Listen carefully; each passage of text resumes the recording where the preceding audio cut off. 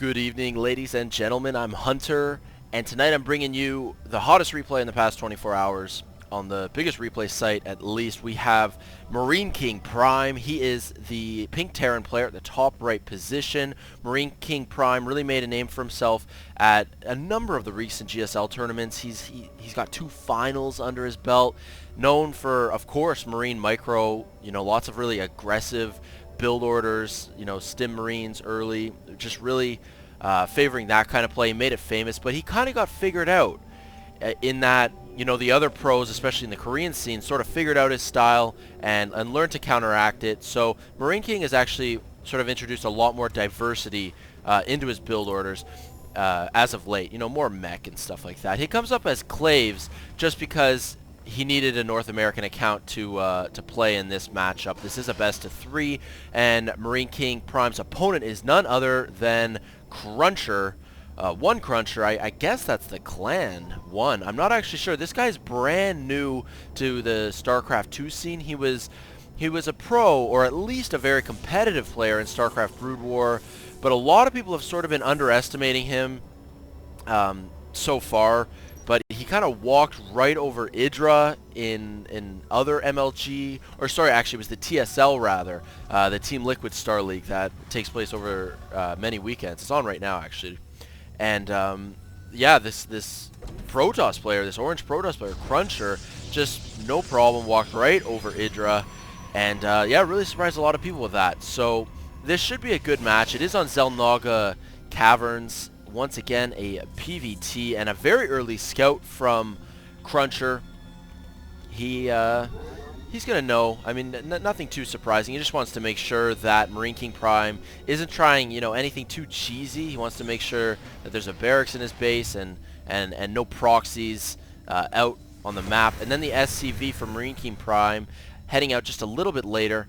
He is going to get all the scouting info that he needs. MarineKing.Prime's SCV is not going to be forced out until this cybernetics core completes, and then a stalker is built, or maybe even the stalker might be chrono boosted out. And at that point, MarineKing.Prime, you know, will be forced out. I'm wondering what he's actually has planned with this SCV. He is going to do a proxy. Okay. Very interesting. We'll have to see if this proxy works out for MarineKing.Prime. A really cheesy build. It's not unusual to put your proxy behind the high grass here. Back at MarineKing.Prime base, we see that one Cruncher stole the assimilator. Cruncher stole this assimilator just because when you limit your opponent to only one gas, it really reduces the number of build orders available to the opponent. For example, MarineKing.Prime definitely cannot get any kind of fast cloak banshees anymore, just as one example. A couple of Marauders on the way out. Concussive Shells on the way. Marauders very strong against Stalkers, especially when you get Concussive Shell upgrade. Of course, when you're slowing Stalkers as well, it prevents them from microing away from you. So if you catch a Stalker, you know, out, you know, a straggler Stalker wandering where it shouldn't be out amongst the map, you can really take it out once you got Concussive Shells. Gonna get some Marines out here as well, and I'm sure that MarineKing.Prime is going to go for a really aggressive timing push any second. He might even pull SCVs off the line.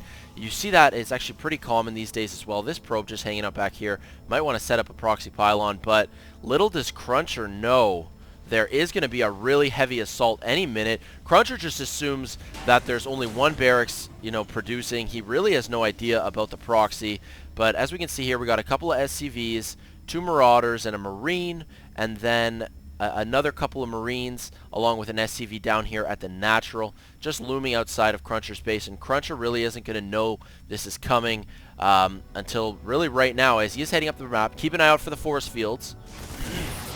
Excellent force field, trapping the 3 SCVs. If he can get a good positioning with his sentries, he might be able to snipe these SCVs as well. But looks like these sentries are going to run out of energy, 36 and 18. You need 50, of course, for a force field. So as soon as this force field expires, the Terran units are going to head up the ramp. And Warp Gate research finally complete. But he actually does have 3 gateways up. So Cruncher could very well hold this. He just warped in an extra Stalker, of course an extra force field. And now, with the first round of Stalkers out, I hope I didn't call him a Stalker before. Of course, that is a sentry that force fielded the ramp.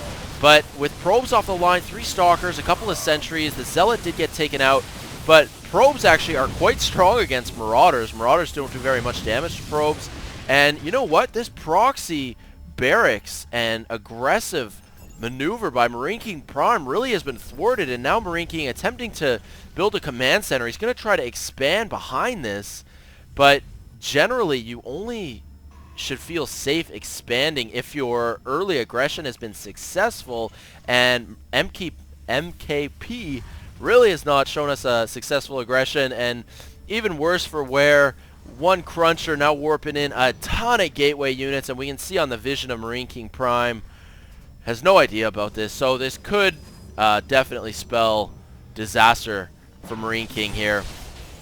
Is he going to be able to hold this off? He does have some marauders, a couple marines, even pulling the mules off the line, hoping that the mules could do something against this Protoss army, but it's really not looking too bright for MarineKing.Prime at this point. He is going to lose. He does tap out, and that is game 1. So we really did get to see some strong defense, even though Cruncher was completely in the dark about that proxy play. He had excellent force field placement, good reaction with a force field, good call warping in a bonus sentry just to get enough time for that one extra round of stalkers to hold this off.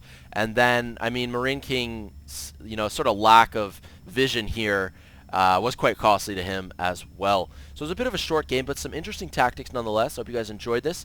I may go on and cast game 2 between these players, or I may just pick another replay. But either way, I will have many more videos coming your way. Alright, thanks for tuning in, guys. Peace out.